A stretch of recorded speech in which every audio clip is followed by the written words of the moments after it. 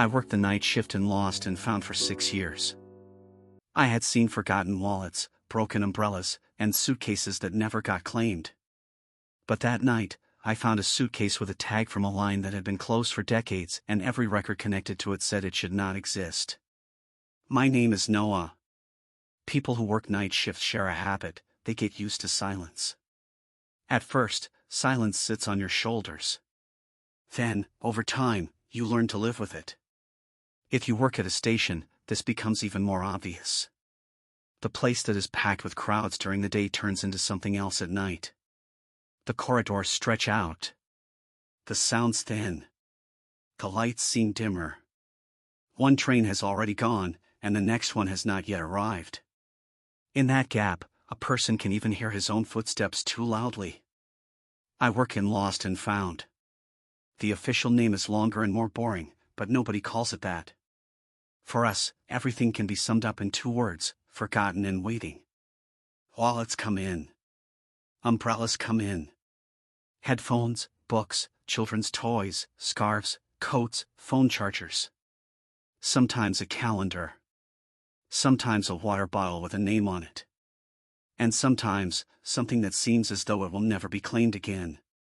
People usually only realize what they lost when they have to get it back. That is why Lost and Found lockers are really the memory room of a station. I have known that for 6 years. Every night I go at the same hour, walk down the same corridor, use the same bundle of keys on the same locks, open the same ledger, and check the same shelves. Of course, there are small changes in routine. Sometimes a suitcase arrives late. Sometimes a file number is written incorrectly. Sometimes train times get mixed up and the anxiety on people's faces stays in the corridor until the end of the day. But all of that can be explained. As long as you are in this line of work, most strange things have simple reasons. Or so I always thought. That night began like any other. It was a little after 10. The last wave of passengers had long since dispersed, and the lights above the ticket counters had been dimmed halfway. The cleaning crew had already closed off part of the platforms. The announcements from far away had turned into a faint hum. I was in the Lost and Found room, checking return slips and placing the items delivered during the day into their proper shelves. The air in the room is always a little colder at night. Maybe that is because of the old building. Maybe it is the air pushed through the underground lines. I never knew for sure. I only know this: when the night shift begins, the smell of the metal shelves becomes sharper. Cardboard smells drier. Even the adhesive on label tape feels different. As it approached 11, I logged one of the final dropped-off items. It was a gray sports bag. After that, I bent down to check the lowest section of the shelf. There, with its back against the wall, I saw a small dark suitcase with wheels. The reason I had not noticed it sooner was that it was sitting exactly where the others were. Things the eye gets used to can become invisible. I pulled the suitcase toward me. It had an old-style luggage tag on it. On the yellowed-white background there was a faded red stripe, and in the center one of the station's no longer used line codes was printed. I would be lying if I said I did not wrinkle my face when I saw the tag. Because I recognized that code. To be blunt, old line codes are rarely seen here.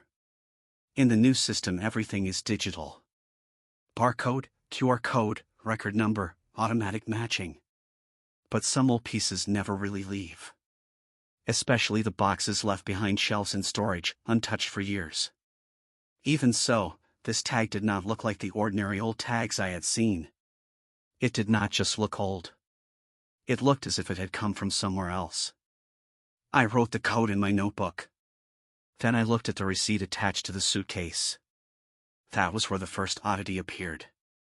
The date on the receipt was 3 days after the suitcase's arrival date. At first I thought the time had been stamped wrong. Then I looked at the small stamp at the bottom of the receipt. It carried the same date as the same day. Stranger still, the serial number on the receipt did not appear in the Lost and Found ledger.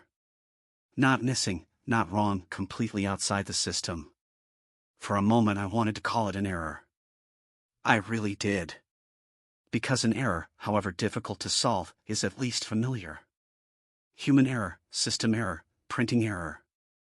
All of those fit into a category in the mind. But this suitcase did not feel like an error. It felt like something someone had deliberately placed where it did not belong, as if it had been forced into the right system with the wrong key. I did not open the suitcase. First, I checked the ledger. There was no similar entry. Not this tag code, not this serial number, not this date. I went through the folders on the neighboring shelves one by one. Then I opened the small computer at the security desk and checked the day's delivery logs. Still nothing. The first logical explanation that came to my mind was that some other department had accidentally sent the record to us. Sometimes maintenance leaves something behind, sometimes the cleaning crew forgets a bag, sometimes a passenger fills out the wrong form when handing in an item. In a place like a station, not only people get lost. Paperwork gets lost too. Directions get lost. Responsibility gets lost. But that code on the tag. I was sure I had never seen it before. So I took the suitcase down from the shelf and placed it on the table. I set the note with the old line code beside it. Then I bent down and looked at the bottom of the tag. There was a tiny mark in the left corner. At first glance I thought it was a scratch. But it was not. A thin line, curving inward at a short, low angle. It was as if the printing mold had made a mistake somewhere and nobody had corrected it. That tiny detail changed the whole look of the tag. It no longer looked like a normal luggage tag. It looked more like an old file marker. Not part of something, but a mark used to separate something. Why would a suitcase have a mark like that on it? It was after 11. A voice from the corridor announced something. I heard the footsteps of a few passengers stepping down from a distant train. A cleaning cart rolled toward the platform with a squeaking wheel. And I kept staring at the suitcase in front of me. Then I noticed a second bag left on a small wheeled cart beside the service door. It must have been mixed in with the items that came in during the day. It had another small card on it, again similar to the old line code. This time there was no receipt. Only the tag. I picked it up too. The same line. The same little inward curl at the bottom. The same printing mold. By then I understood that this was no longer about one suitcase. Two separate items. The same old code. The same small mark. The same night. If there is a connection between two things and that connection repeats itself through the same detail, then there is more than coincidence at work. Because I knew that, I decided not to open the suitcase and instead go to the station archive. The current records in the lost and found room were enough only up to a point. For older material, I had to check the central storage files. On the way to the archive room I crossed the main corridor. Through the glass I could see the train tracks. The night lights made long streaks across the metal surfaces. Everything in a station looks larger at night. The ceiling feels higher, the shadows longer, the voices smaller. The building seems to reveal a face it hides in the daytime. I opened the archive cabinet. Old storage slips, maintenance logs, relocation lists, security notes. All of them sat in order on the shelves. As I searched by code, I still hoped this would turn out to be a simple mistake. An old line number, a forgotten printing plate, a suitcase stored in the wrong place. A reasonable world was still possible. But then one of the folders came into view. It was a small, narrow folder. On the cover there was a date that looked almost erased. I opened it. Inside was a floor plan dating back about 30 years. In one section, a now unused service line had been marked. Next to that line was the same tag code I had just seen. At that moment, for the first time, I felt a small unease. Because this was no longer like a storage error. It was not just an item falling into the wrong place. An old mark was suddenly matching an area that had been removed from the records a very long time ago. And on the same night, the same code had appeared on two separate items. Beside the code in the archive drawing there was also a short note. The ink had faded, but it could still be read. Temporary routing. The items to be taken out will be separated with this mark. I read that sentence twice. Then once more. The items to be taken out. Who? What? The suitcase I found in Lost and Found was a passenger item. At least that is what it looked like. So why did it carry the mark of an old service line? Why did the same code appear on the other item? And why did the archive treat this mark as a kind of routing label? I closed the ledger. The station clock on the wall showed 11:30. The sounds in the corridors had faded. Almost everyone was gone by then. I stood at the archive room door with an old floor plan in my hand and felt, for the first time, that I was standing in the middle of something that had gone beyond my job. I did not open the suitcase. I knew instinctively that I should not open it that night. But one thing was already clear. This tag was not a coincidence. And an old line that should have been shut might still have been returning something into the station. As I thought that, I heard footsteps from the main corridor. Not heavy, not hurried. The kind of walk someone would make toward the archive area at this hour. I stopped at the door. The footsteps came closer. Then they stopped completely. Someone was outside. And that person must have known I was here. The person standing at the door did not move for several seconds. Nighttime silence is not unusual in a station, but the silence at that moment was different. The announcement at the far end of the corridor stopped. The wheel noise of the cleaning cart disappeared. Even the regular metallic hum from the tracks seemed to take a step back. I was standing beside the door. The archive key was in my hand. Through the narrow opening I could only see a blurred shadow under the corridor light. Not enough to tell how tall the person was, but enough to make out a straight set of shoulders. At last the door opened slowly. The person in front of me was Ethan from the security shift. I recognized him immediately, though not by his face. People on night shifts are recognized more by their walk, their posture, and their voice than by their faces. Ethan's shoulder always tilted slightly forward. When he spoke, he swallowed the ends of his sentences a little, as if he did not like wasting extra words. He looked the same now. "Is the folder in your hand from the old storage?" he asked. He had kept his voice low, so I did the same. "I called out to you in the corridor. You did not turn around. I was in the archive." His eyes dropped to the file in my hand. "You found something, then?" It was not really a question. More like a wary observation. I opened the door a little wider and waited for him to come in, but he did not. He stayed in the corridor. He looked over my shoulder toward the empty platform, then back at me. "They did not call me upstairs," he said. "But I saw the code you were checking in the old lists at the security desk." "You checked it too?" He gave a slight nod. I was curious. There was nothing fake in that answer. Even so, a small nick opened up inside me at that moment. Because when someone in a station says they were curious, one of two things usually happens: either they really are curious, or they do not want to say what they know. I could not tell which was true for Ethan that night. But the fact that he had come here for the same code was no coincidence. "What do you have?" he asked. I showed him the floor plan. His expression did not change when he saw the crumpled paper, but his eyes became a little harder. He did not take the paper from me. He leaned in and looked from a distance. "That is the lower service line," he said. "The old maintenance corridor." "Wasn't it closed?" "Officially, yes." "Officially?" Ethan gave a quick look down the corridor, then lowered his voice even more. "In this building, there is sometimes a difference between what is official and what is real." The sentence sounded light, but the meaning was heavy. I was careful not to turn it into drama. In real life, sentences like that are usually either an exaggeration or something much more ordinary than the person who says them thinks. Still, at that moment, the words opened another layer on top of the plan in my hand. "Who could have used this line?" I asked. Ethan shrugged slightly. "I do not know.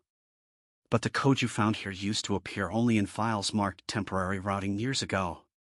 "What kind of routing?" "Damaged loads. Unlabeled boxes. Items to be reclassified." His words stopped me. Suddenly the tag on the suitcase came back to mind. The same code on two different items. The note in the archive file. The phrase temporary routing. If this was a maintenance mark, why was it on a passenger item? If it was a classification mark, why was it outside the system? Ethan must have read my thoughts from my face. You think this code is linked to lost and found, he said. Doesn't it look that way? It does. But some codes change meaning over the years. One person uses them in one place, then another person forgets the old meaning and pastes them onto something else. In the end, no one remembers why anyone used anything. That explanation was logical. In fact, it was too logical. That is precisely why it made me think harder. Because the biggest mysteries usually hide inside ordinary explanations. Nobody stands up and says, there is a secret plan here. First there is a mistake, then a habit, then it starts looking like a system. Have you seen this before? I asked. In old files. He paused for a moment. But not in a live case. A live case? A faint expression appeared at the corner of his mouth. Not quite a smile. If two items leave in the same night, someone somewhere may be transferring things. That sentence made me think about the suitcase and the bag at the same time. Yes, items passed through the station all the time. Lost property existed. But all of them carrying the same old code did not feel like a simple mix-up. Ethan tilted his head toward the folder inside the archive room. If you want, check the old shift logs. Especially the months before the line was shut down. How do you know there might be something here? He waited before answering. Then he leaned against the door. Because last week one of the storage shelves was empty. But no slip had fallen out. An empty shelf? Yes. Around the time the suitcase was left there. My feeling changed all at once. Now the issue was not just an old tag. An empty shelf. An item with no receipt. A suitcase carrying the same code. And the temporary routing note in the archive. Taken together, they made the possibility stronger that something was being moved deliberately somewhere in the station. But I did not want to turn that immediately into crime or something illegal. First the records. First verification. Then meaning. I handed the floor plan back to Ethan. How did you find this? I asked. In the maintenance cabinet, in the wrong folder. The wrong folder? Yes. Someone left it on the night shift last month. I was about to move it with the other old papers into the archive. But your code was on top of it. Do you think it was waiting for me? No, a brief pause. But something had definitely been left there. That answer would have comforted me on any other night. Then it would only have been a forgotten document.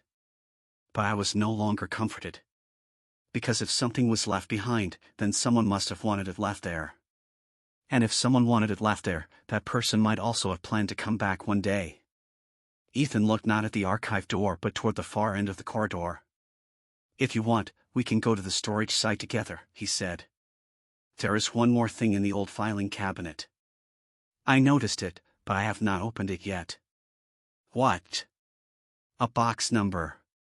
The same as the code. Hearing that, my curiosity settled in completely. Boxes, slips, codes, lines. Everything was tying itself together. And now I could no longer see it as a simple lost item mix-up. I locked the door. I tucked the folder under my arm. Then I went out into the corridor with Ethan.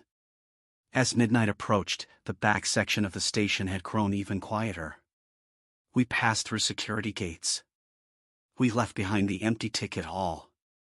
Then we turned into the maintenance corridor. The light here was dimmer. The walls were barer. The yellow lines on the floor had worn away over the years and new markings had been drawn over them. Everything looked as though it had been moved many times, repainted many times, renumbered many times, and still never fully erased. The maintenance cabinet was inside a long, narrow room. There were metal shelves, old toolboxes, and used warning signs, and plastic folders with faded dates on them. Ethan lifted his flashlight and pointed to one of the shelves. That box. There was a small tag on it. Again, the same code. I pulled the box down. It was light. I immediately knew there was not much inside. When I opened the lid, the first thing I saw was a bundle of old papers. But on top of the papers were a few small cards that looked similar to the tag on the suitcase. Some were worn out. Some had a corner cut off. One of them had a short handwritten note on it.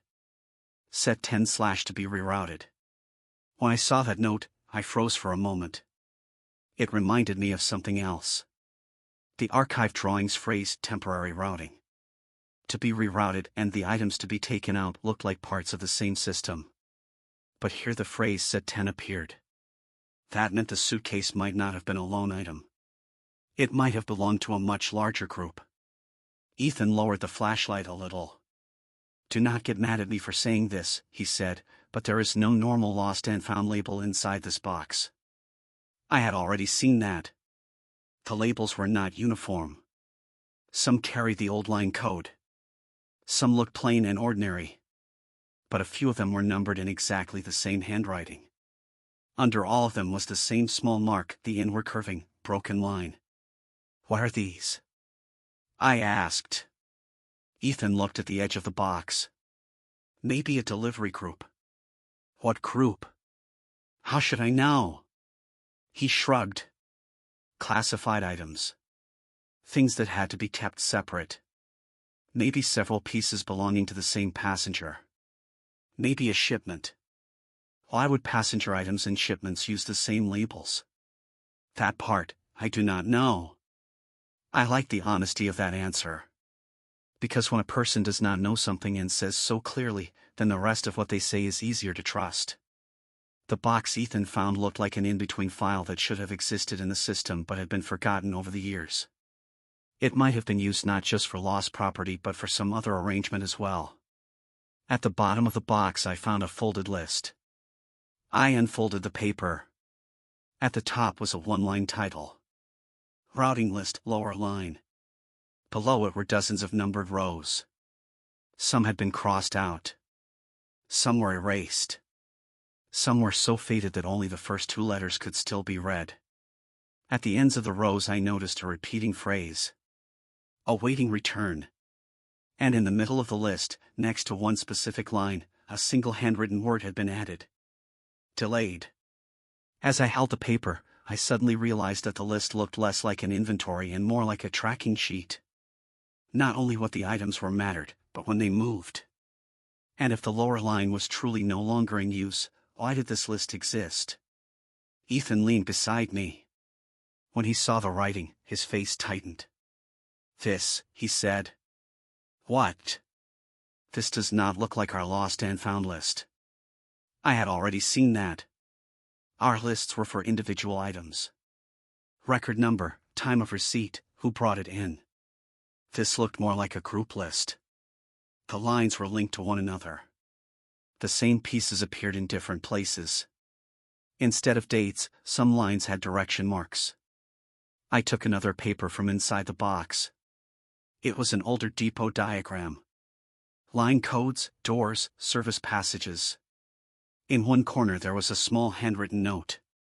"Do not count the entrance and exit as the same door." That sentence stayed in my mind for the rest of the night. Because it looked so simple. But not counting a door as both an entrance and an exit meant that the door did not appear in official records. If someone was moving items or anything else through the station, and that door was only counted one way in statistics, the system could mistake the movement for normal service traffic. In other words, someone may have deliberately split the records in two. Ethan pointed to several lines on the list. "Look at this." When I looked, I saw it. The same code had been used twice. Once for something that came in, once for something waiting to be returned. There was a 3-day difference between them. It was the code I had seen on the suitcase. "So the same item may have gone out again," I said. "Maybe. Or they attached the same code to something else. Both are possible." I put the list on the table. Now a clearer shape was forming in my head. Some items or packages in the station might have been relabeled through an invisible service line. That process had been connected to a record system but presented as lost and found. The old line code was used for that reason. So the suitcase was not a mysterious object on its own. It had gone through a process. But I still had one question. Why was this process being hidden? At that exact moment, someone knocked once on the maintenance room door. Both of us flinched. Ethan turned the flashlight toward the door. I quickly slid the papers back into the box. The sound outside the door was a short, solid knock. Not hurried. But not a warning either. It sounded as if someone wanted to say, "I am here." Ethan walked up to the door. I followed behind him. No second knock came. The lock was closed. Nothing could be seen through the narrow gap. Ethan did not reach for the handle right away. He looked at me, then at the door, then at me again. "Someone is here," he said. I did not answer, because I felt the same thing. I did not know whether the person outside had heard us. Or maybe they had come because they realized the box had been opened. The most irritating thing about all of it was that I still had not seen a face. I only saw traces of a pattern. The little marks someone left behind. The pieces someone had consciously tied together.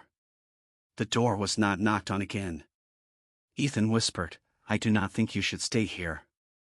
"What about whoever is outside?" "We will think about that later." That was a very human answer. It did not make me laugh, but it did calm me a little. Most problems at a station are solved by the right decision at the right moment. Not fear, timing is what matters. But that night, timing was no longer under our control. We closed the box. I hurried the papers back inside. Ethan turned off the light beside the door. I kept my flashlight at a low setting. When I moved closer to the door again, I saw a thin piece of paper being slid under the door from the outside. I bent down and picked it up. There were only 3 words on it. "Do not close the list." No name. No date. No signature. Just that. I looked at Ethan. When he saw the note, his face tightened. "Who left this?" I asked. He shrugged. "I do not know." But his voice was not telling the whole truth. I put the paper in my pocket. Then I looked at the door one more time. The person outside was gone. The corridor was silent. But now I knew that someone was not using this old line code merely as a forgotten mark. Someone was tracking the box we had just opened. And it was becoming clearer that the list inside that box pointed to something much bigger than the station. When we left the maintenance room that night, I noticed a light on in the archive area. A minute earlier it had been off. Now it was on. And I did not know who had turned it on. When a light is on somewhere, you want to know why it was turned on. Especially if it had been off just a minute earlier. When Ethan and I left the maintenance room, the first thing I did was turn back and look down the corridor. But there was nobody there.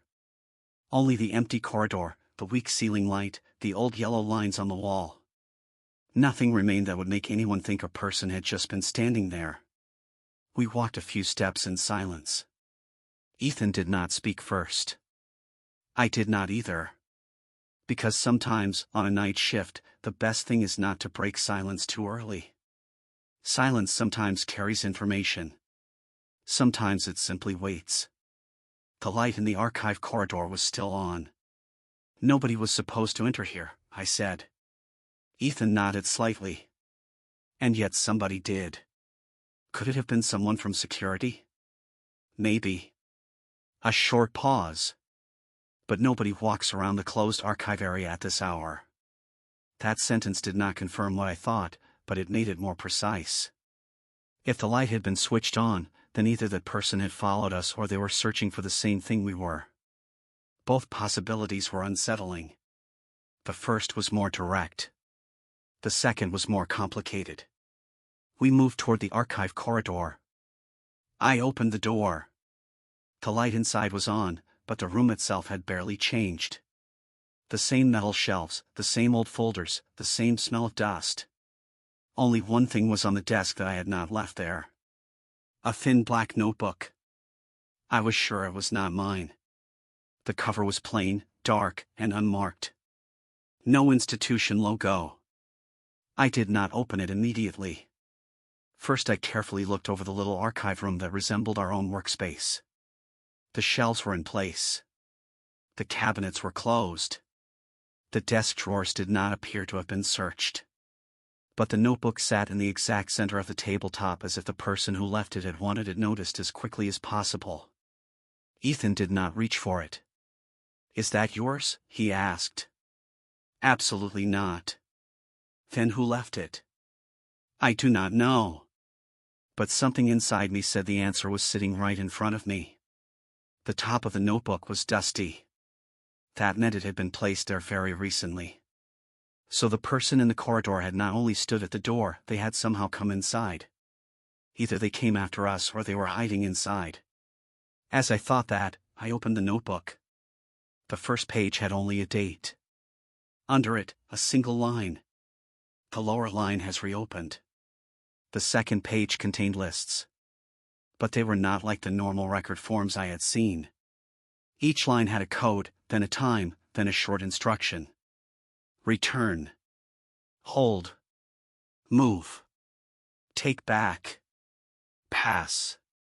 On the third page, the same code appeared again. This time there was another word beside it. Set 10. As I held the notebook, my shoulders tightened. Because this notebook was directly linked to the box in the maintenance room. It felt as though someone had been recording, one by one, the movements within a system that had been forgotten for years. This was not a record book. It was a movement log. Why would they leave this here? I asked. Ethan bent down and looked at the page. Maybe to pull us here. Or to show us something. That possibility was less annoying, but worse. Because someone who wants to show you something usually wants what they show you to be seen. That can mean a plea for help or a warning. As I turned the pages, a small drawing appeared. It was simple. 2 doors, a short corridor between them, and at the end a narrow service passage. Under the drawing was a note in the same handwriting. Door 4 opens from the inside after midnight. I stared at that line for several seconds. Door 4 was on our maintenance plan. It was one of the doors on the old service side. But what did it mean that it opened from the inside? If the door was normally closed, then opening it from the inside meant somebody could use that door from within. Why did we not notice this sooner? I asked. Before answering, Ethan looked toward the corridor. Because nobody checks that door after midnight. He was right. Most procedures in a station are written during the day but seem to be carried out at night. In reality, safety often depends on habits. People memorize which door opens at which hour. And if a system works the same way long enough, nobody asks why a door opens, only when. One more page in the notebook caught my attention. There was a small mark on the margin. Not underlined, but more like a warning stroke. When I opened the page, I found a short routing note. Not a full address, just an old numbering that pointed to a service section leading to the loading area behind the station. Next to the note was one word. Depot. That word made the pattern that had begun forming in my mind much clearer. If door 4 opens from the inside, if set 10 is tracked by the same code, if the routing lists are some kind of transfer sheet, then the matter does not end in the lost and found room. There was something moving from one place to another. But what? We will have to go to the depot side, I said. Ethan did not agree immediately. He looked at the notebook, then the door, then back at me. After that he gave a small nod. I was about to say that too. For the first time that night, I felt that someone was thinking with me at the same time. But even that did not feel reassuring. Because 2 people thinking in the same direction are usually close to the right place. And getting close to the right place sometimes draws the wrong attention. I closed the notebook. I did not turn off the archive light, I left it on for one more minute, as if the things left inside wanted to see us go. Then we stepped out. On the way from the maintenance corridor to the depot side, we passed into a section that seemed like the backbone of the building. The floor here was rougher. The walls looked thicker. In some areas, even the paint had not been renewed. Time collects faster in unused areas. A chair left in a corner, a broken sign, boxes stacked on top of each other, all of them gave the feeling of being forgotten inside a structure that wanted to move on. The depot area was not far from the main traffic of the station, but it was not as alive either. Usually only maintenance crews, cleaning staff, and rarely the lost and found transport would come here. At night it was almost empty. That was why the only human sound inside was the impact of our footsteps against the floor. We stopped in front of the door. It was made of metal.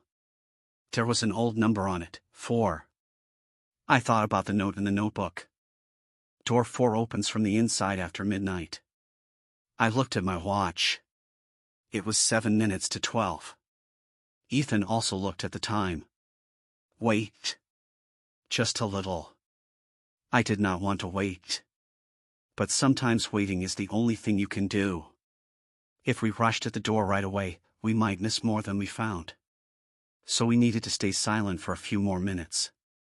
While we stood by the door, I felt a slight vibration coming from inside the depot area. It was not clear. Not strong enough to shake the metal door, and not like a simple breeze. More like the low sound of a machine working from a distant, closed corridor. Did you hear that? I whispered. Ethan nodded. Yes. A thin line of light appeared under the door. Not for just an instant, but for a short while. Then it disappeared. After that, the handle moved very slightly from the inside. Nobody came out. A second later it moved again. This time more clearly. Ethan looked at me. It was not hard to understand what he was thinking. I was thinking the same thing. Someone was inside, and they were either waiting for us or did not dare come out. The door did not open by itself.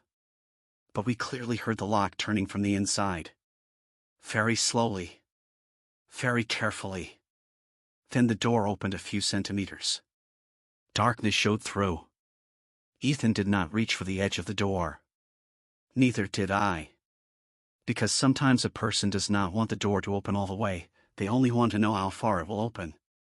A piece of paper slid out from the door. It fell to the floor. Ethan and I bent down at the same time. I picked it up.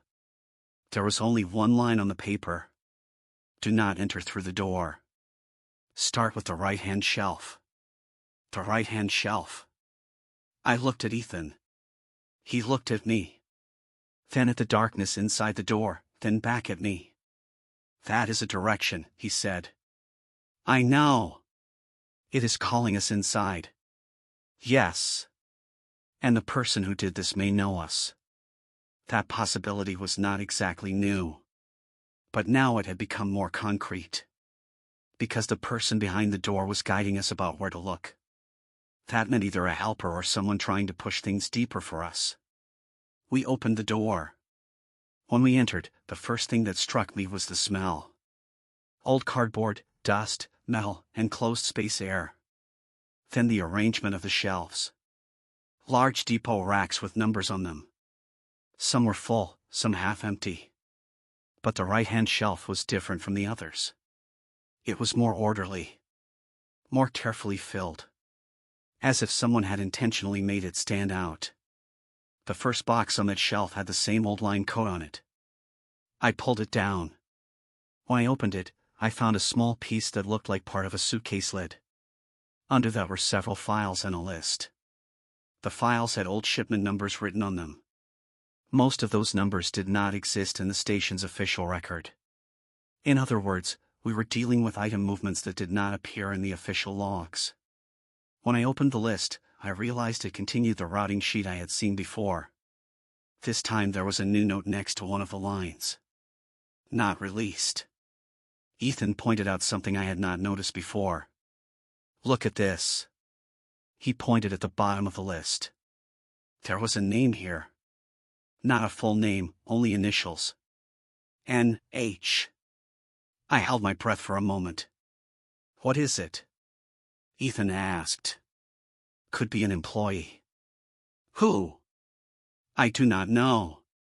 But inside I felt that those initials were no coincidence. Because the handwriting matched the notebook.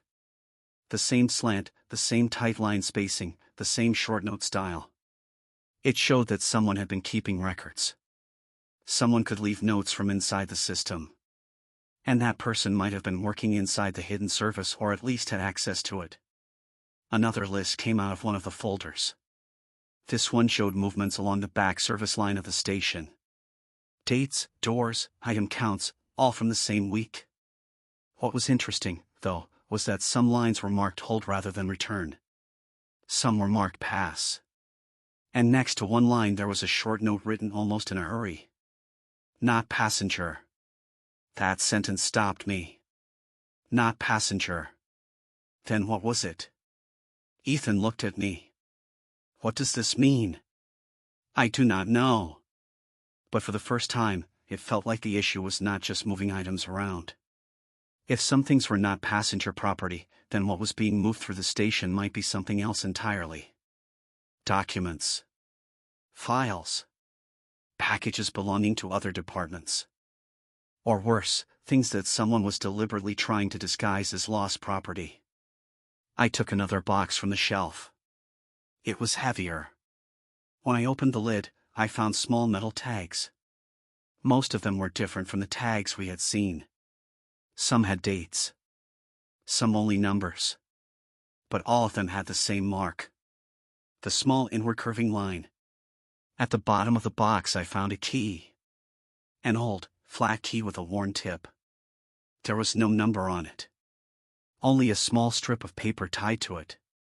On the strip, in handwriting, it said, "Not for the lower door. For the upper door." That line shattered the last obstacle in my mind. So there was more than one door. The lower line, the upper passage, the right-hand shelf, door 4. This system was not random. It was planned. Someone might have built a transport network using service areas, depot doors, and invisible station passages. And that network had been layered over the lost and found system. When Ethan saw the key, he did not reach for it. Who could have left this, he asked. The person pulling us here. Or the person watching us. Both were possible. And both were equally bad. When I opened another piece of paper from the box, I found a new note added to the set 10 phrase I had already seen. Do not leave before set 10 is complete. As soon as I read it, I felt again that we were not alone in this place. As if someone was listening inside the walls of the depot room, following every box we opened, reading our notes before we did. The silence grew heavy again. Through the other side of the door there was the dim light of the corridor. But I no longer wanted to spend more time in this room. Ethan flipped through the last pages of the notebook. Suddenly he stopped. Look here. At the bottom of the page there was a small diagram. 2 service doors and a narrow corridor between them. At the end of the corridor there was a small room. One word was written above it.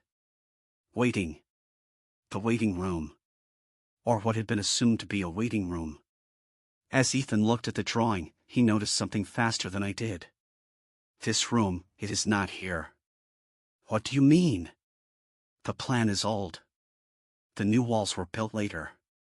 But the drawing shows the record between door 4 and the depot. At that moment I felt that we had really stepped into something. The numbers and tags were no longer just pointing to lost property. They were traces of an invisible passage system. And in that system, some things might have been held here, then sent somewhere else. Just then we heard a sound outside the room. The faint scrape of metal against metal. Both of us went silent. Ethan raised his head. I looked at the door at the same time. The corridor outside was dark, but something was there. Nobody was visible. Just the sound. Then a second sound came a moment later. Not footsteps this time. It sounded like dragging. The key was in my pocket, but I was not sure where to use it. I moved closer to the door. Outside, silence again.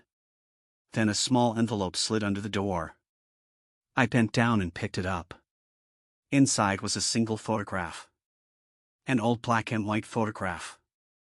It showed the same section of the station, but from a much earlier time. On the left was door 4 again. On the right stood several people. 2 men, a woman, and a child. They were all standing in the same spot as if waiting for something to be moved. There was a date on the back of the photograph.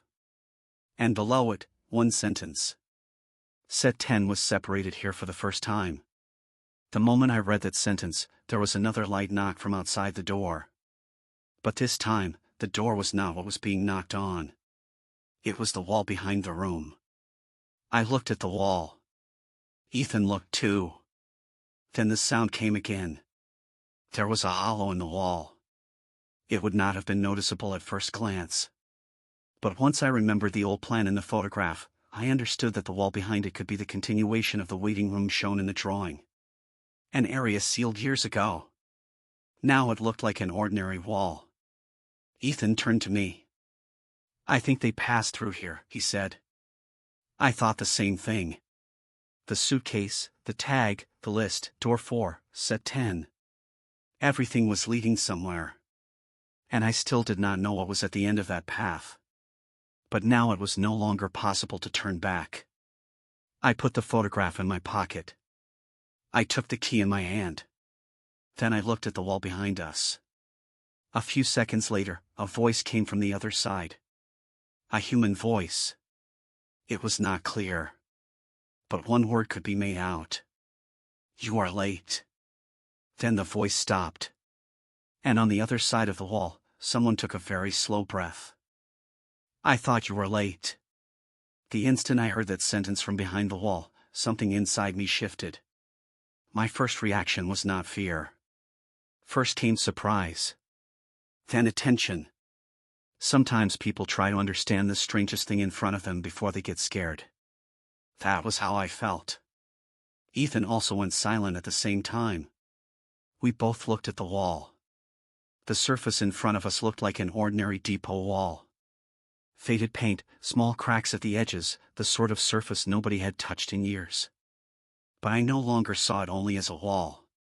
Thinking about the drawing in the archive, the notebook, the waiting room diagram, and the sentence set 10 was separated here for the first time told me that there was something beyond it. Ethan whispered, "Who was there?" "I do not know." "Are they waiting for us?" "I do not think so." I was not fully sure when I said that. But the tone of the voice from behind the wall sounded less frightening than tired.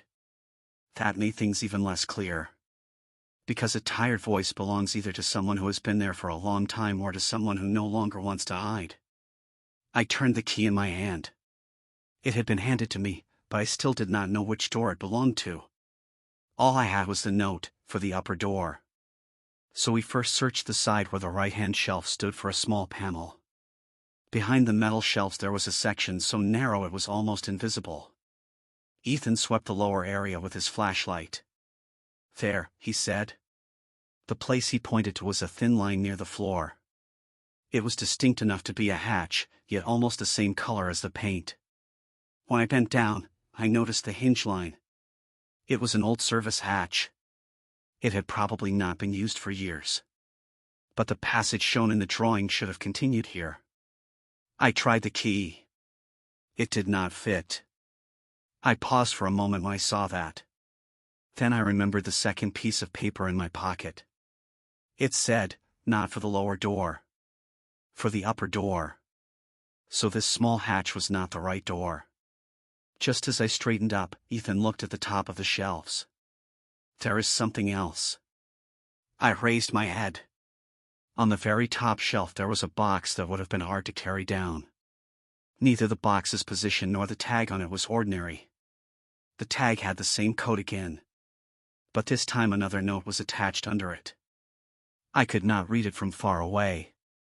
Ethan stepped back and lifted the flashlight. "It says upper access," he said. We looked at each other. If the key was for the upper door, then this box had to be connected. We brought it down. The lid was heavy. Inside, instead of items as expected, there was an envelope and a key pack. This time the key had a small metal plate on it. A single number was barely etched into the plate. 10. I opened the envelope. Inside was a page. A short, hastily written note. When the top of door 4 opens, do not go down into the waiting room. Check behind the shelf first. The sentence created more questions, not fewer. Because I had already started to think that there might be a hidden passage in the area referred to as behind the shelves. But the language of the note made it seem as though the writer was not familiar with the passage themselves and was trying to keep us in the right order. Ethan frowned as he read the note. The person who wrote this is guiding us. Yes. Then why help us? Maybe they are not helping. As I said that, I took out the second paper from the box. It was older. The edges were yellowed. It had a short depot list on it. But there were small handwritten notes added at the ends of the lines. One of them especially caught my eye. Set 10 will pass through the top of door 4. That was one of the lines that tied everything together. Set 10. Door 4. The upper passage. So the interior door that opened after midnight was not just a waiting area. It might have been a passage point. And the shelves in the depot area were probably the intermediate storage for that passage. The lost and found system was really being used here for something else. Why would the station allow something like this? I asked. Before answering, Ethan looked around. He paused for a second as if the walls themselves might hear the question and answer it. It may not have allowed it, he said. But someone used it. Who? That is the... He stopped. Because both of us knew the answer might not be as huge as the station itself. Sometimes a system survives only because it serves the needs of a few people. Everyone sees it, but no one connects it. Security logs are kept elsewhere, depot lists elsewhere, lost and found slips elsewhere. Then one day a small tag links all those separate pieces into one chain. The last document from the box was a duty sheet. The title read, Night Transfer Lower Line / Upper Door. Below it were times. Beside them were numbers. Some rows had return marked next to them, some hold, some move. All of it was in the same handwriting. And at the bottom of the list was a new sentence.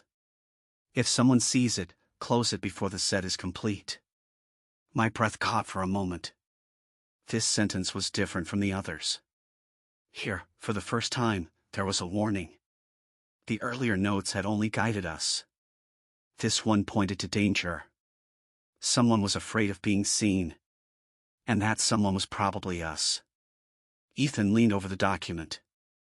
If someone sees what? I do not know. Set 10? Maybe. But perhaps it was not the set. Or the door. Or the passage room. Or the upper line. The more things I could not be sure of, the clearer the actual meaning of the list became. In this system, things were not only moved, they were hidden. And what exactly was being hidden may have been deliberately left unclear. While I was thinking that, I heard a faint metallic scrape behind the shelves. We both went silent. We heard it clearly now. Behind the shelves, as if a panel was slowly opening. Ethan aimed the flashlight there. I reflexively stepped back. But instead of someone coming out, only a narrow gap appeared. There really was a hidden passage behind the shelves. The light had not hit it directly before, which is why it had not been noticed. Look there, Ethan said. The gap was very narrow. Not even comfortably wide enough for a person to pass shoulder to shoulder. But the floor inside had fresh-looking footprints. Thin lines on top of the dust. So it was hard to say this passage was not in use. It was.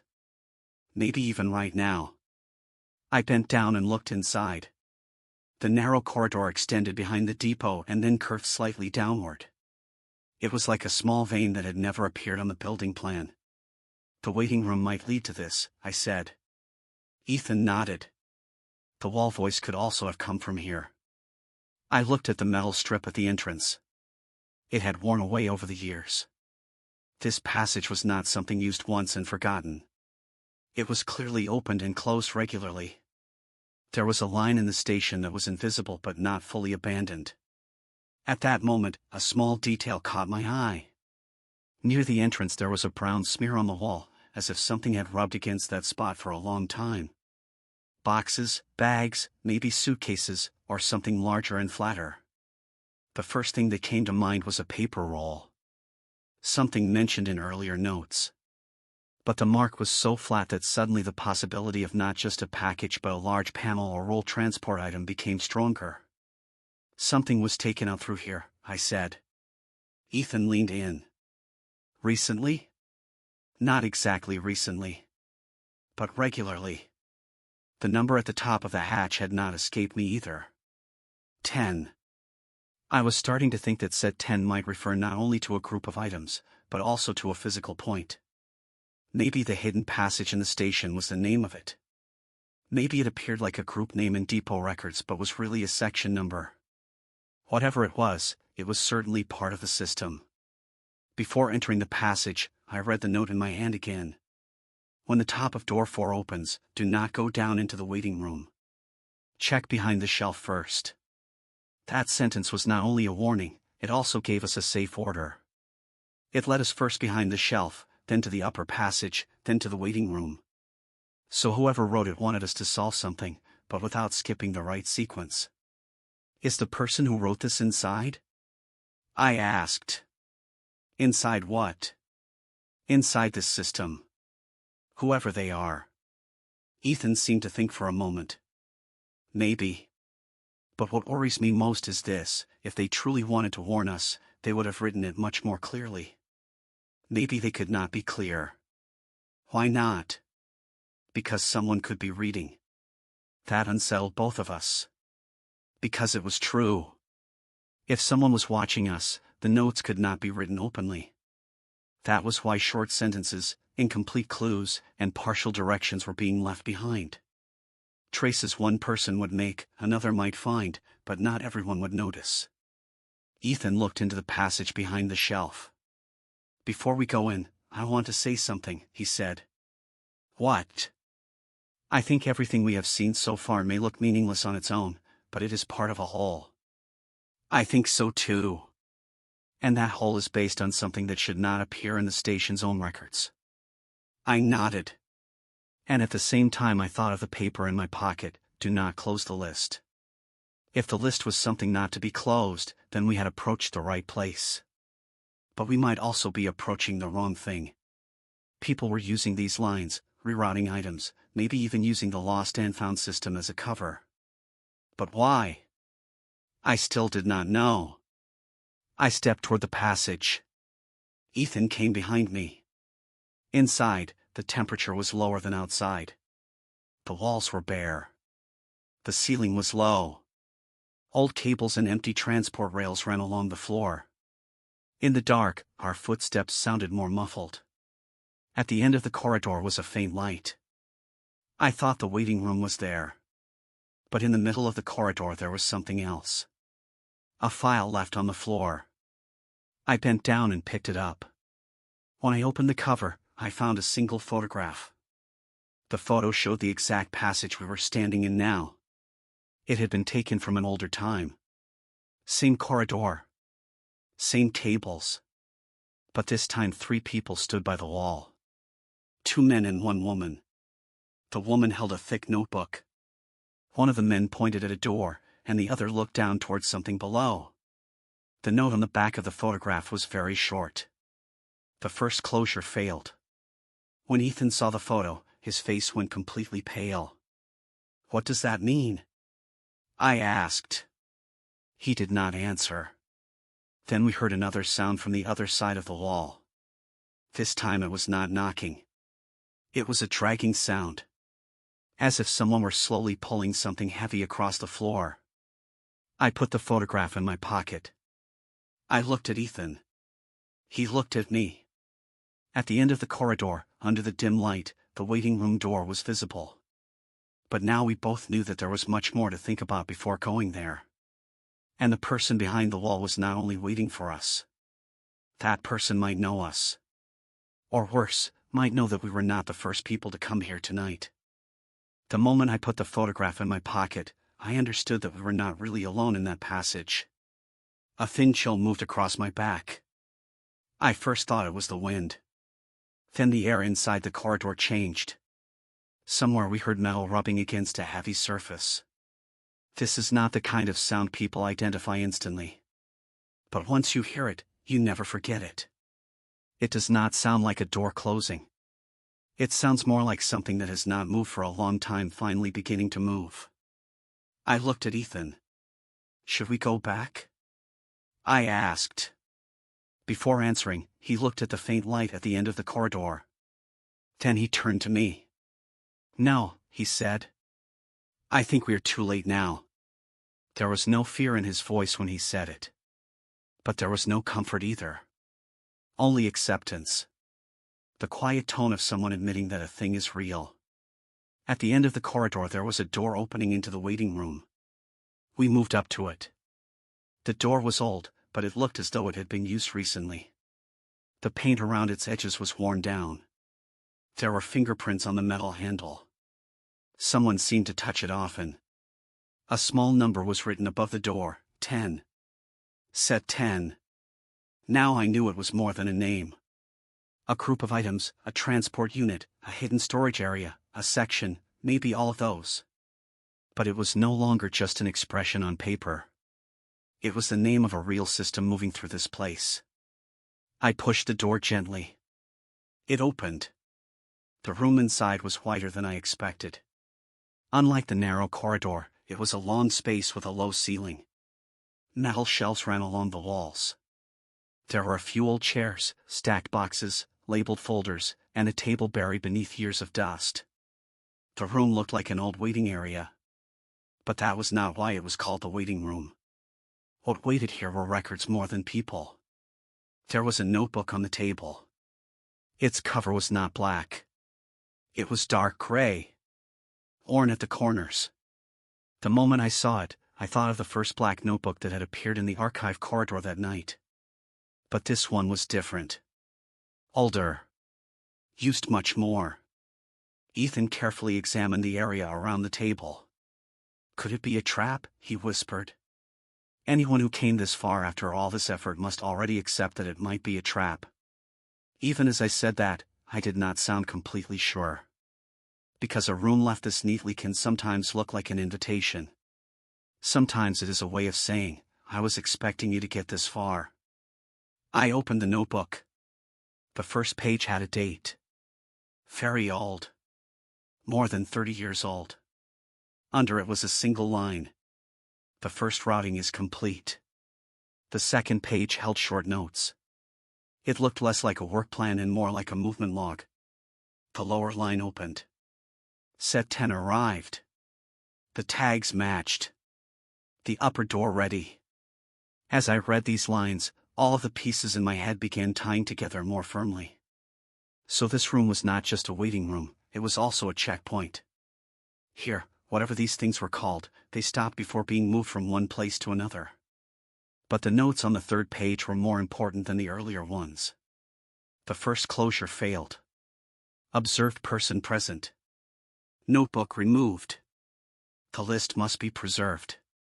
When I read these lines, I raised my head. Ethan was looking at me at the same time. Observed person present, he said. I nodded. Someone was here before us tonight. Or they were waiting for us like this. I kept turning pages. More notes appeared, written later. Some were added in a hurry. Some were clear enough to read, but their meaning remained uncertain. Thomas arrived. He saw the drawings.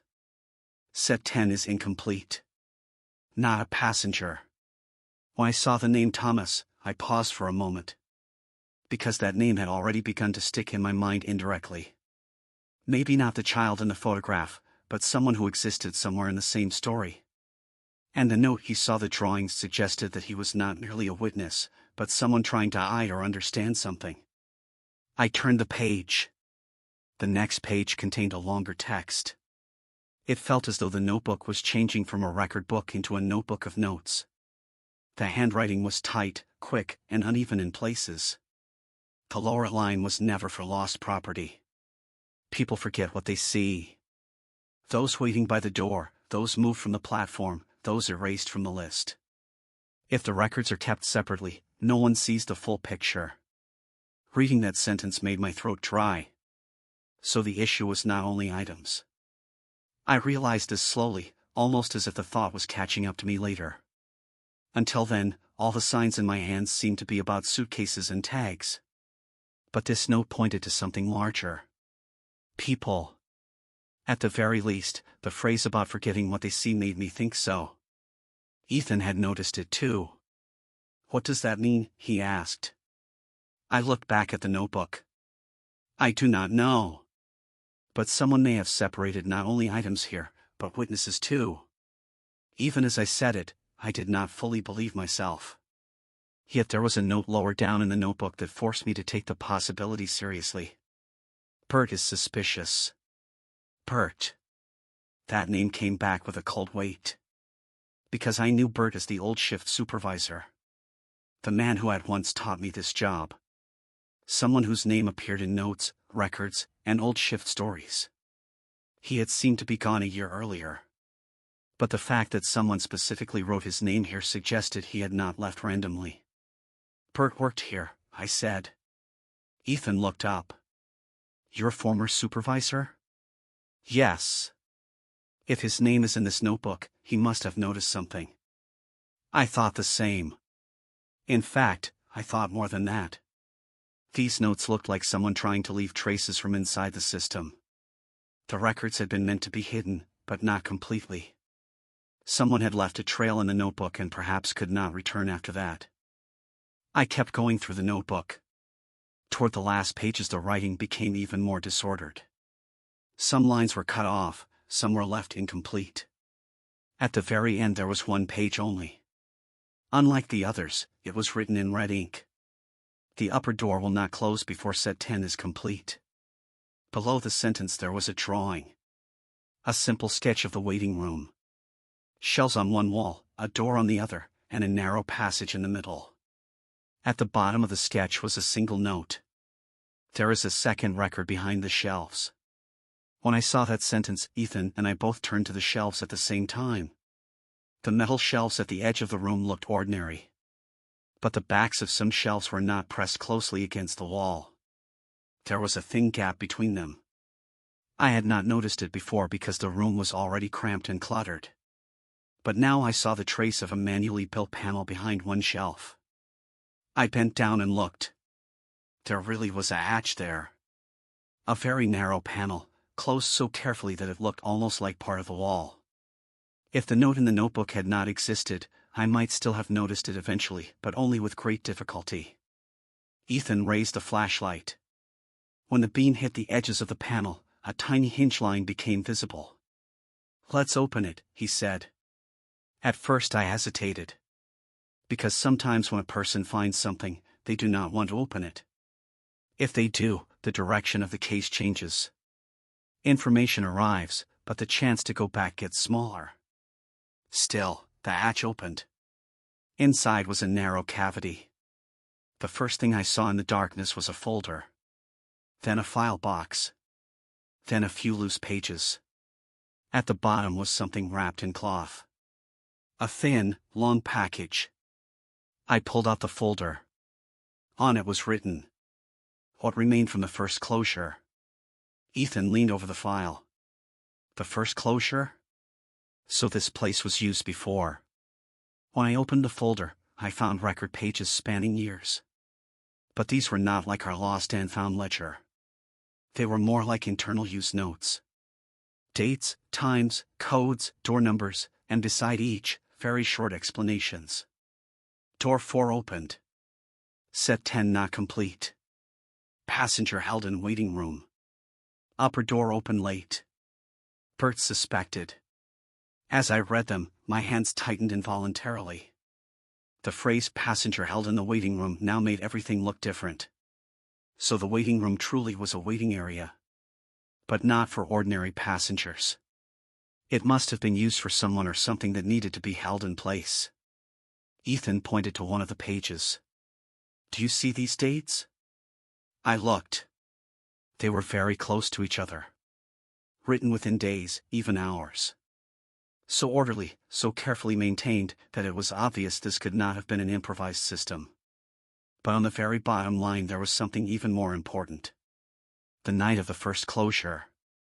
Part of set 10 missing. Now I had entered a new place in the story for real. Set 10 was incomplete. The first closure had failed. And the records in this room suggested that failure might happen again. I took the thin package wrapped in cloth and opened it slowly. Inside were a bundle of photographs. Black and white, old, edges worn. They all showed the same area, but from different angles. One showed the depot side. One showed the upper door. One showed the waiting room. One showed several people. When I saw that photograph, my heart sped up. Because one of them was Bert. Younger, yes. But the same face. The same lines. The same serious posture. In another photograph, he stood beside a woman. She was holding a notebook. Her face was not sharp, but the notebook in her hands looked almost like the black notebook I was holding. There were short notes on the backs of the photographs. Bert saw it. The woman recorded it. Thomas removed the drawing. If set 10 is incomplete, the upper door will not close. There was no name written behind the woman. But the handwriting matched the notebook. That was enough for me to understand who had kept it. I thought about it for a moment. Someone had tracked the system from the inside, taken notes, and recorded what happened on the night of the first closure. But the missing notes showed that some things may have been removed later. Ethan picked up one photograph. "This child," he said. In one corner of the picture there was a small child. His face was turned half away. I did not know whether it was the same child. But he was standing in front of door 4 in the background. Could that be Thomas? I asked. Maybe. What was the child doing there? Why was he in the photograph? There were no answers to those questions. But his name appeared in the notes. So the child was not merely a witness, he might have been part of a family story tangled into the system. I took the final page from the bottom of the file. It had no date. It only said, "If the second closure comes, first the upper door, then behind the shelf, then the waiting room." That sentence was part of a plan. So the notes in this room had an order of priority. And by now we had largely followed that order. But one thing we still did not know. What was the second closure? As I thought that, I heard a very faint click from outside the room. Ethan raised his head. I fell silent too. The click happened again. This time closer. As if someone had slowly placed a metal object on the floor outside the door. Then silence. We walked toward the door. But before opening it, I stopped. My feeling told me very clearly that we were not alone in this room. Just then another thin envelope slid in under the door. Ethan bent down and picked it up. There was no name on the envelope. But inside was a single sentence. Thomas did not disappear during the first closure. We looked at each other. What does that mean? I asked. Ethan read the envelope again. So, he did not leave this place. No. Maybe he never did. That possibility rearranged every piece in my head. If Thomas did not disappear, then he must still be somewhere in this story. Or at least his name was connected to something that someone was still trying to solve. Could that child in the photographs have been not only a child, but the surviving witness of the first closure? This time a clear human voice came from outside the door. Very close. Did you take the notebook? Ethan froze. So did I. The voice was not distinctly male or female. Low, tired, and unhurried. It sounded like someone whose voice had been worn thin by years of speaking in the same corridor. Who is there? I asked. There was no immediate answer. Then the voice came again. Thomas. I could barely breathe for a moment. Ethan looked at me. I looked at him. The person on the other side of the door spoke as if they were someone whose name had only existed in the notes for years. At that moment, for the first time, the whole story felt like a real human being had entered it. A name. A voice. A witness. Perhaps even the missing person. But before opening the door, I needed to ask one more thing. Because if this really was Thomas, then he might also know why the first closure failed. And that answer could explain why this entire system was still running. Thomas. When I heard the voice beyond the door, I could not do anything for a moment. Sometimes a person hears a name and cannot tell immediately whether they are ready to meet the person who owns it. That is how I felt. Ethan did not speak either. We were both looking at the door. "Do not open it," said the voice. "First put the notebook on the table." The sentence sounded simple. But the tone was not simple. It was neither threatening nor comforting. More like the voice of someone trying to remember the correct order after a long time. I closed the notebook. I placed it on the table. When I opened the door, the man standing in front of us was far more ordinary than I had expected. The dark coat he wore was old. His face was tired. His hair was graying. But the moment I heard his voice, I recognized him. This was the Thomas whose name had appeared in the notes. It was clear from his face that he had come out of the same story as the child in the photographs. "I am Thomas," he said. "And after the first closure, Clara took me away from the station and left me with relatives. I was only a child, so I grew up somewhere else and never returned here until now." Ethan stepped forward. "So you did not disappear?" Thomas gave a slight nod. "No. I did not disappear. I was simply found." The answer was heavier than I expected. Because a person not disappearing but being found is, in truth, just as disturbing. It is not merely hiding by another name. It is being deliberately kept hidden by someone. Thomas came inside. He did not close the door behind him. It was as if the corridor outside also had to take part in the conversation. He sat beside the notebook. He placed his hands on his knees. For a while he said nothing. Then he lifted his eyes and looked at me. "I know why you opened this," he said. "But you are looking in the wrong place." "Where's the wrong place?" I asked. "Only the items." Ethan and I looked at each other. Thomas continued. The lower line was not only carrying suitcases. Some people were also being moved through it. In official records they had to appear as items. That is why there were tags, lists, shipment codes. All of it was meant to hide the same thing. With that sentence, my last doubt disappeared. I now knew that what we had was not merely an irregular depot arrangement. The station's old codes, transport notes, and routing lists were a curtain. Behind it were people too. "Who?" I asked. Thomas looked at me. "Those who started this used the station like a passage point. At first only a few things. Then more. Then lists. Then closures.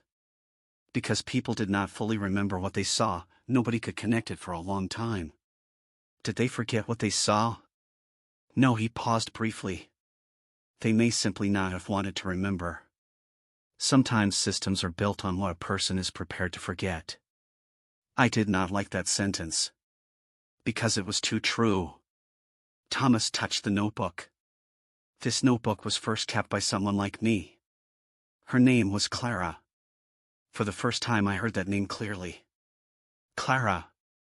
The woman in the photographs holding the notebook. The person writing the tags. The person organizing the notes. As Thomas spoke, his voice softened a little. Clara was the first person to understand what Set 10 really was. Did she know what it was? I asked. Not completely. But she saw that something was not lost property. She began tracking several people, several files, and some shipments on the same list.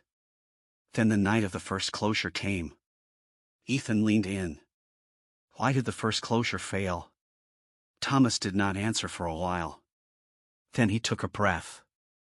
Because they looked for the missing piece in the wrong place. What was the missing piece? My father's drawings. He was the man who drew the original measurements for door 4. After the first closure, he was moved out of the station and kept away from Thomas, because anyone who stayed connected to him could lead the wrong people back to the drawings. That answer stopped me. While Thomas spoke of his father's drawings, he opened a page from the notebook on the table. Measurements of an old city gate, its corners, its stone structure, the familiar slanted lower corner was there again. These drawings were not decoration, Thomas said. The top side of door 4 is not on the same line as the lower line. The measurements in those drawings showed which panel would open when. My father did not notice that. Clara did. That is why she wrote so many notes. So why did the first closure remain incomplete? I asked. Thomas looked at me. Because someone removed a page from the list. That simple sentence carried the weight of the whole night. Thomas, I said, what was on that list? The whole of set 10. So? Thomas's face did not change. Only his eyes hardened slightly. Not only items. A few people. Their identities were split across different records, some made completely invisible. On the night of the first closure, all of them were supposed to be taken back at once. But once one page disappeared from the list, the process stayed unfinished. Ethan's voice dropped even lower. Who removed it? Thomas did not answer quickly, but the silence lasted a long time. Bert. When I heard that name, something inside me collapsed. Bert, the old shift supervisor. The man who taught me the job. The person mentioned in the notebook. The one looking at the notes and the photographs. So he had been part of this from the very beginning. But I still did not know which side he was on. What did Bert do? I asked. He stayed with the wrong side, Thomas said. But he later regretted it. That is why he hid the notebook. That is what brought you here. Ethan lifted his head. Is Bert still alive? Before answering, Thomas took a short breath. I do not know. But once, he wanted to come back. Clara did not let him. With that, I understood that there was something else underneath everything. In this system there were not only passages, tags, and lists. There were also the choices people hid from one another. When someone crossed to the wrong side, coming back was not always possible. Why does door 4 stay open? I asked.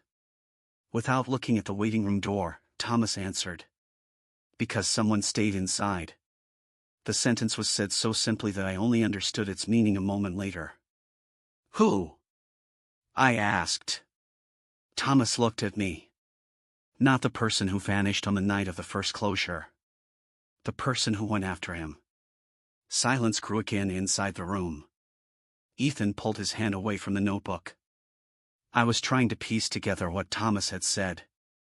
If someone stayed inside, then set 10 had not been completed. If set 10 was not completed, then the closure was also incomplete. And if the closure was incomplete, why was the lower line still active?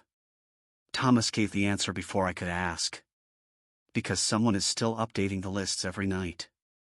Who? This time he did not answer directly. Instead he turned to the last page of the notebook. In the middle of the page was a single line. The second closure begins with the one who was delayed. There was no date below it. Only a small note. If Noah found it, it is not too late anymore. When I heard my name, I flinched. How does he know me? I asked. Thomas gave a short look. Because Clara was waiting for you.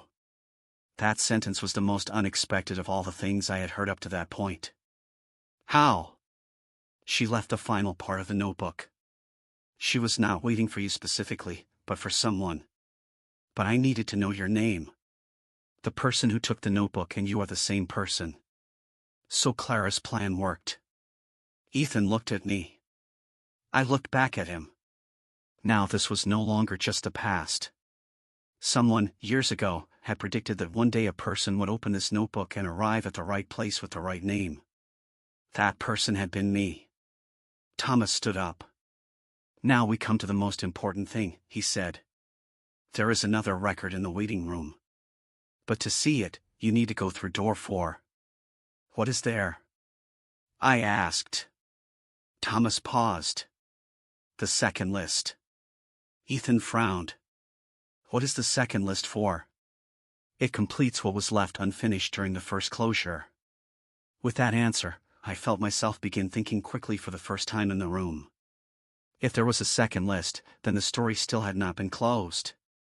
And if it had not been closed, then the door behind the waiting room was not an exit, but the next stage. Thomas moved toward the door. If you are ready, we go now. I looked once more at the notebook. Then I raised my head. Because now the issue was not only understanding what had happened. The issue was learning who was still trapped inside.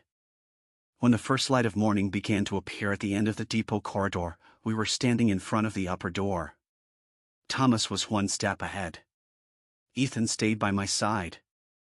I was gripping the key in my hand. Everything we had found through the night had brought us to this door. The notebook, the lists, the photographs, the tags, the yellow papers, all of them had converged here. But before we opened the door, a voice came from inside. "You are not late," someone said. This time the voice was clearer. A woman's voice. Calm, older, tired, but still able to compose itself. Thomas's expression changed. "Clara," he said. I opened the door. The room inside was smaller than I expected. A table, a few chairs, folders lined along the wall, and 3 separate record books on the table. The woman standing in the middle of the room was older than in the photographs. Her hair had turned white, her shoulders were slightly lowered, but her eyes were still just as attentive. Her hands moved more slowly now when holding the notebook, but her determination remained. Clara looked at us and gave a slight nod. "At last," she said. "You came." Thomas could not speak for a while. Then he stepped closer and held the edge of the table. "You were here all this time?" "Not most of it," Clara said. "But close enough." That answer seemed to describe how her life had been pulled from one place to another for years. She had not only hidden, she had waited. She pushed one of the notebooks toward me. On the cover was an old label. The second list. I opened it. Inside was a clean copy of all the records we had found earlier. Codes, times, doors, upper passages, set 10 entries. But this time the lines were complete. The things left unfinished in the first notebook ended here. "This," Clara said, "is the full record I prepared after the first closure." Ethan asked immediately. Why did the first closure fail? Clara was silent for a moment. Then she looked at Thomas. "Because Bert got scared." Thomas lowered his eyes. He did not say his name. We all understood what was meant. "Bert pulled one page out that night," Clara continued. "He knew he had done something wrong. But it was already too late. That page showed the whole of set 10. The empty section left in its place broke the process halfway. Then why hide it?" I asked. "Why not go directly to someone?"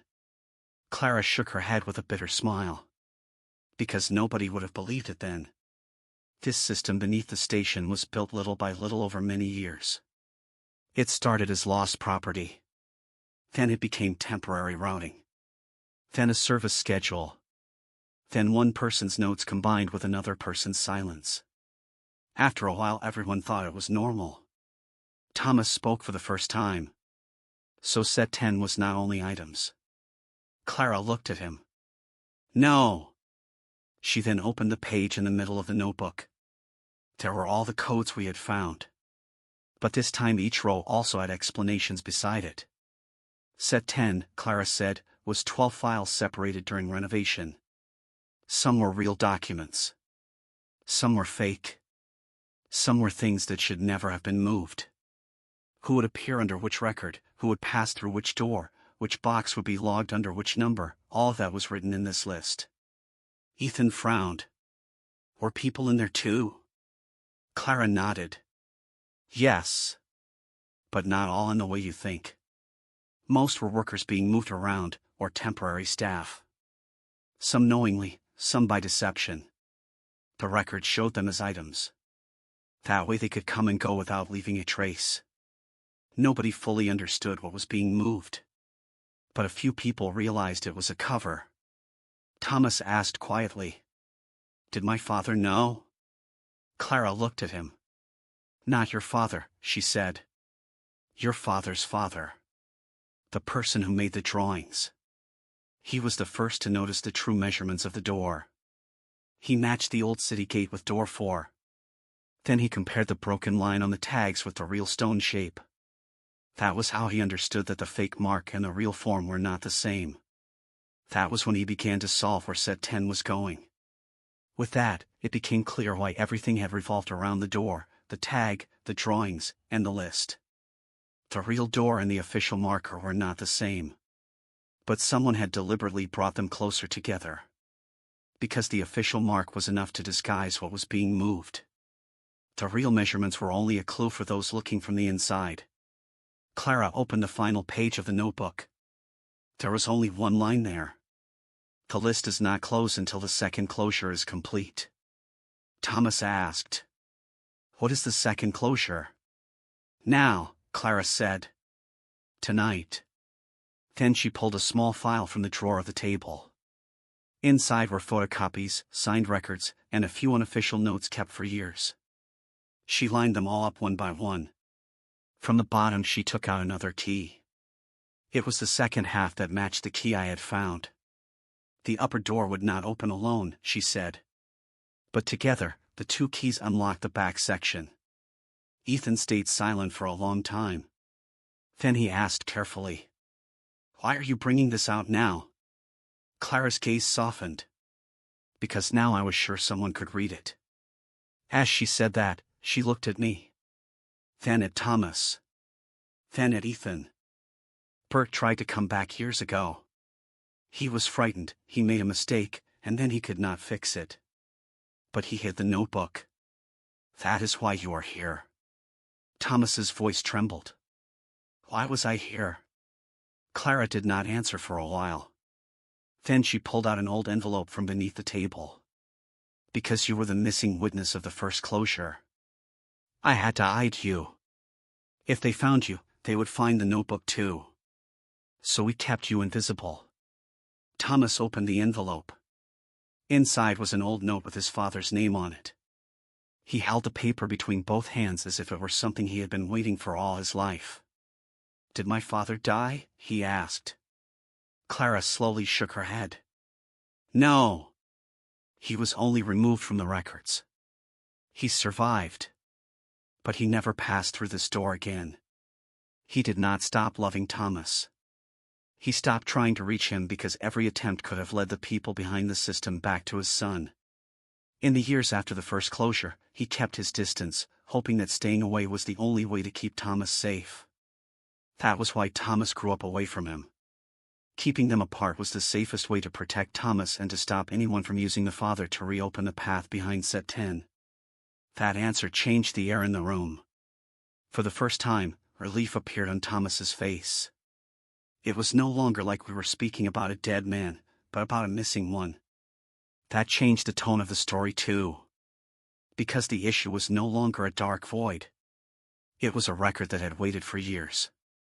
Clara stood up. Now we use the second list, she said. Door 4 will close. Set 10 will be completed. And the upper line will be closed correctly in the official records for the first time. Ethan asked at once. Who will do it? We will, Clara said. At that moment, everyone in the room changed expression. This was not a moment of grand heroism. It looked more like the correction of a record that had been wrong for years. Ordinary, quiet, and necessary. We went back to door 4. Clara turned both keys together. A faint click sounded from inside. Then the thin scraping sound from behind the wall came again. The passage behind the shelves opened. This time it did not feel frightening. Because now we knew what we were looking at.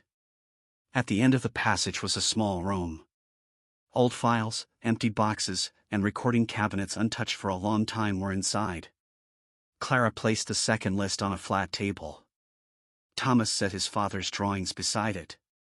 Ethan brought the security forms. I opened the lost and found records. We laid them all side by side. And for the first time, everything lined up in the same order. We could now see what set 10 had been, who had passed through and when, which file was connected to which passage, and which tag belonged to which box. The reason the first closure failed also became clear. One page had been removed, but the remaining pages were enough to complete it. The second list brought the missing piece back together. Clara closed the last page. "Done," she said. At that moment, the pressure inside the room eased. It felt as though a load that had stood in the same place for years had finally been lifted. Nothing dramatic happened. The lights did not explode. The doors did not slam. The air in the room simply changed. It became lighter. That is sometimes the truest kind of closure. Not the collapse of a system, but its return to the proper order. At dawn, the official team arrived. Ethan opened the doors for them. Clara handed over the notebooks. Thomas took his father's drawings. And I, for the first time, understood fully that my lost and found records had really been the key to a story. The station grew quiet again. The trains came again. Passengers got off again. Announcements were made again. But for me, nothing was the same anymore. That morning, as I returned to my desk, I looked at one of the old tags on the shelf. The small inward curving line no longer looked strange. It only looked like the right sign from another time. Some things do not vanish. They only wait in the wrong order. And when someone reads them in the right order, everything else falls into place.